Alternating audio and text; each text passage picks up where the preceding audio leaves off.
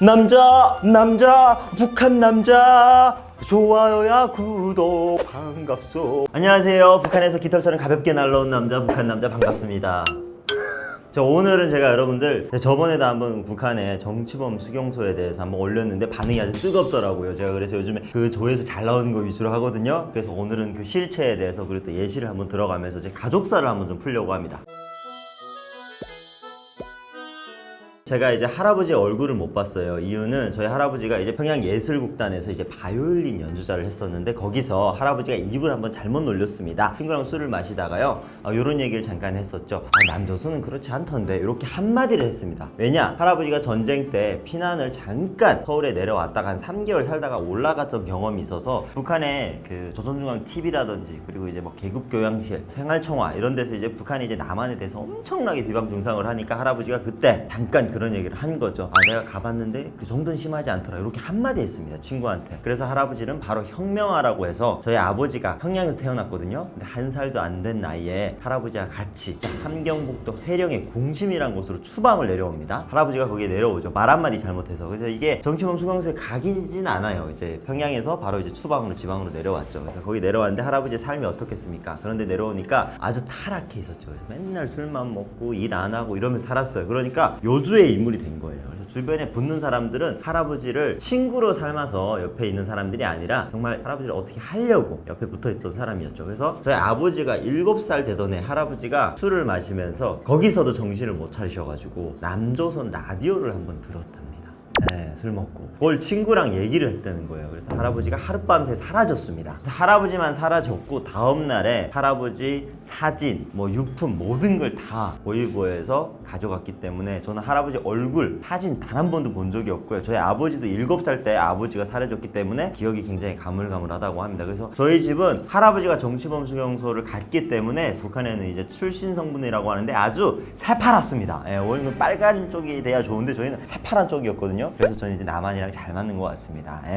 그렇게 해서 저희도 이제 그 정치범 수용소에 들어간 가족분이 있어서 거의 북한에서는 바닥이라고 해야죠. 그래서 이제 아무리 열심히 해도 이제 위로 올라갈 수 없는 그런 구조였는데, 딱 이런 저희 가족사 말고도요, 제가 이제 북한에 살 때 경험했던 것들, 옆에서 본 것들이 있거든요. 정말 잘생긴 삼촌이 한 분 계셨어요. 그래서 그 삼촌이 결혼을 앞두고 있었습니다. 근데 북한에 대부분 결혼할 때는 남자는 집을 해결하고 여성은 그 안에 들어갈 걸 해결합니다. 대부분 그래요. 그러다 보니까 그 삼촌이 정말 착하고 잘생기고 멋있었어요. 근데 자기가 이제 곧 결혼할 여자가 너무 예쁘고 사랑스러우니까 그 여자가 해야 될 가구 이런 것도 본인이 알아서 한 거예요. 그래서 북한에 이제 아직도 중기기관차가 다니는 데가 있거든요. 그래서 그걸 타고 여기 안쪽에 가서 가구 공장에 가가지고 가구를 맡겼어요. 그리고 오는 도중에 그 중기기관차가 역전까지 들어가서 내리면 이 삼촌이 불법으로 탔기 때문에 중간에 기차가 천천히 갈 때 내렸어요.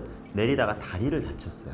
다리를 엎질러가지고 다리를 절단합니다. 결혼식을 2주 앞두고. 그리고 나서 결혼이 파혼이 되죠. 그린 다음에 거의 집에서 이제 폐인처럼 살고 있어요. 그런 기간을 보내고 있었어요. 근데 이제 그때 갑자기 북한이 아프리카에 못 사는 애들, 아프리카에 못 먹는 애들, 아프리카의 기아들을 돕는다고 북한 주민들한테 돈을 얼마씩 내라, 쌀을 얼마씩 내라 이런 걸 이제 북한 당국이 북한 주민들한테 요구를 한 거예요. 그러면 북한 주민들 내일 먹을 것도 없고 오늘 저녁에 뭘 먹어야 될지 고민하고 있는 사람들이 이런 얘기를 들으면 악이 받칩니까 안 받칩니까? 근데 사람들이 그 얘기를 대놓고 말을 못해요. 다 쉬쉬하는 거죠. 그냥 친한 사람들이랑 쉬쉬하는데 그 삼촌의 어머니가 너무나도 분하고 속이 타고 이러니까 한마디를 했어요. 내 집 자식도 당장 지금 내일 먹을 게 없는데 언제 남의 집 자식까지 돌봐냐, 이게 무슨 경우냐, 이렇게 얘기를 한 거예요. 장마당에 나와서. 이 집이 갑자기 하루아침에 가족 전체가 사라졌습니다. 관리소로 들어갔죠. 다리 끊어진 삼촌도 이제 들어간 거예요. 근데 이 사람들이 거기 어디에 갔는지를 아무도 몰랐어요. 왜냐하면 하루아침에 다 사라졌으니까. 근데 문제는 뭐냐, 이 집에 여동생이 있었습니다. 삼촌 동생이. 그래서 동생분이 어떤 직장에, 한국으로 말하면 회계원, 북한은 통계원이었는데 돈을 관리하고 장부를 관리하는 여자였는데 하루아침에 사라지다 보니까 그 장부 인수인계할 그런 시간 자체가 없었던 거예요. 그래서 공장기업소에서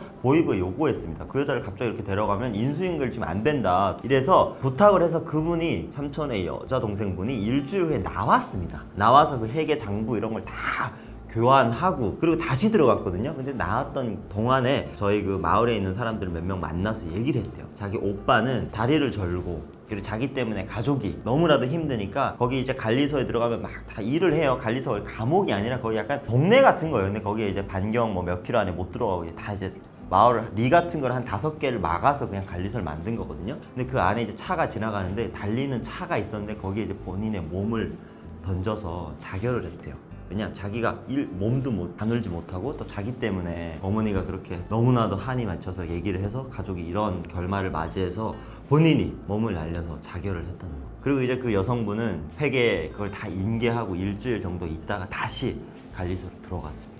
그러니까 이런 상황이 파다해요. 북한은 정말 말 한마디 잘못했다고 해서 정치범으로 들어가거든요. 북한이 제일 무서운 게 정치범 수경소, 우리 말하면 그 아시는 거긴데 정치범과 경제범이 나눠져 있어요. 근데 경제범은 정치범보다는 훨씬 그 벌을 적게 취급하거든요. 그래서 이제 정치범 수경소에 들어가는 사람들은 평생 못 나오지만 경제범에 들어가는 사람들은요 몇 년 살다가 나오는 경우가 있어요. 그래서 북한에 말 한마디 잘못해서 이렇게 끌려간 사람, 저희 할아버지를 비롯해서 수많은 사람들이 죄 없이 끌려갔습니다. 자, 저희 할아버지도 비밀스럽게 말한 게 아니죠. 왜냐하면 자 본인이 그냥 친구, 정말 친하다는 친구랑 이제 술을 마신 거예요. 근데 북한에는 이런 게 있습니다. 보위부가 사실 우리나라를 말하면 이제 그 비밀경찰, 국정원 같은 데인데 그 국정원 요원들이요 1년에 간첩을 북한의 정권에 대해서 비방 증상하는 사람을 몇 명씩 잡아 넣어야 된다라는 본인들의 할당량이 있어요. 그걸 채워야 됩니다. 그러려면 그 사람들이요 눈에 쌍심지를 켜고 돌아다니는 거예요. 근데 북한 정권에 대해서 비방 증상하고 다닌 사람들이 그렇게 잡아 놓으니까 사람들이 말을 안 하고 다닐 거 아니에요. 그러면 아예 만들어냅니다. 없는 죄도 만들어내요. 그래서 유도신문을 하게 만들고 사람들이 친구라고 해서 막 1년, 2년씩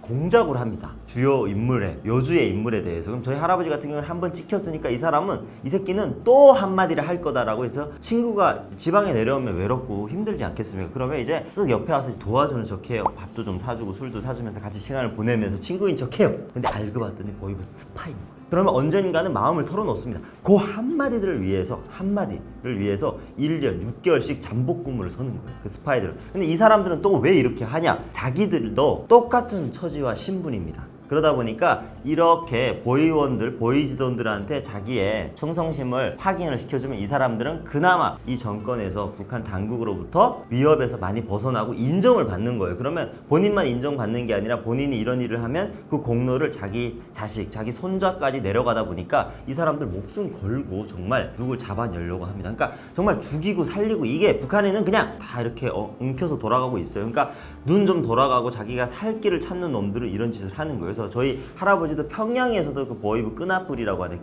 끈앞불에 의해서 이제 내려왔었고 이제 궁심에 내려와서 함경북도에 내려와서도 라디오 한 번 들었다고 그냥 친구한테 정말 친구라고 느껴져서 술 한잔 먹고 얘기를 한 거거든요. 근데 그 친구가 알고 봤더니 보이브 끈앞불이었어요. 그래서 이제 그 한마디 때문에 할아버지가 그렇게 들어가게 된 거죠. 그러니까 이런 식으로 북한은 본인들이 말을 아끼고 있다고 해도 사람이 어떻게 24시간 항상 조심하고 살아요. 그러다 보니까 이렇게 한마디 실수를 해서 10번 잘하더라도 한 번 잘못한 걸 인해서 이렇게 끌려 들어가는 거예요.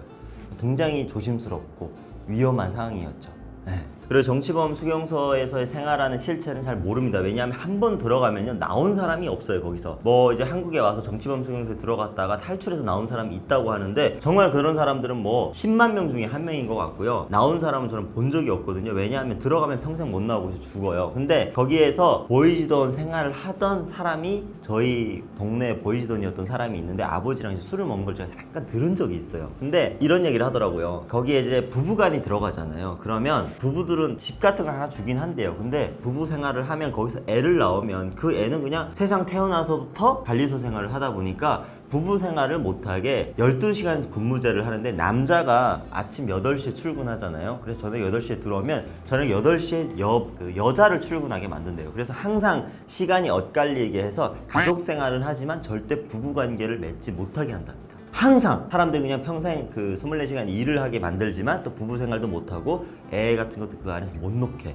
그런 어떤 시스템이 갖춰져 있대요. 살짝만 얘기하는 거죠. 그 아저씨도 거기서 일하다가 온 사람이기 때문에 비밀 같은 거 누설하면 안 되고 그리고 여기에는 철저하게 북한이 숨기고 있는 것 중에 하나거든요. 그러니까 여기는 정말 북한이 핵보다도 더 철저하게 숨기는 것 중에 하나일 거예요. 왜냐 인권이라는 거를 뭐 유린뿐만 아니라 그냥 탄압, 짓밟고 있는 곳이니까 정말 말도 못하게 처참한 곳이기 때문에 북한이 철저하게 숨기고 있기 때문에 거기서 일하던 사람들도 나와서 쉽게 얘기를 안 한답니다. 하지만 이런 식으로 조금씩 얘기를 하고요. 그리고 거기 어린애들이 불려간 애들이 있지 않겠습니까? 그죠?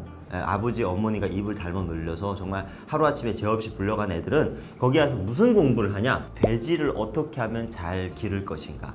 돼지 껍데기는 칼을 어떻게 놀리면 잘 벗기냐, 이런 수업을 받는데요. 어렸을 때 그런 수업을 받고 나서 그런 일을 평생 하는 거죠. 그러니까 조선시대에 놓고 보면 백정입니다. 그런 식으로 그냥 그 안에서의 모든 교육이 북한 당국의 어떤 필요한 물자나 수송을 위해서 공부하고 일하는 그런 시스템으로 관리되어 있죠. 그래서 북한이 정말 철저하게 숨기는 것 중에 하나고, 이게 좀 하루빨리 밝혀져서 그 안에서 지금 죄 없이 무고하게 죽어가고 있는 많은 사람들의 어떤 그 아픔을 좀 빨리 알아내서 이제 많은 사람들한테 알려줘야 됩니다. 그래서 북한이 아직까지 단 한 번도 인정 안 하는 게 이 정치범 수용소의 실태에 대해서 인정 안 하잖아요. 그래서 많은 사람들이 국제사회에 나와서 본인들이 이런 경험을 겪었다, 가족들 중에 이런 사람들이 있다, 본인들이 이런 걸 봤다 얘기를 하지만 절대 안 믿잖아요. 증거 가져와라, 언제 그랬냐, 이런 식으로 뻐기는데 언젠가는 진실은 밝혀진다고 생각합니다. 여러분들, 오늘은 좀 무겁고 좀 잔인한 얘기를 했던 것 같은데 사람들이 좀 알아야 될 얘기라고 저는 생각해서 이 얘기를 하는 겁니다. 저 조회수 신경 써서 이런 얘기 하는 거 맞아요. 여러분들 좀 많이 봐주시고요.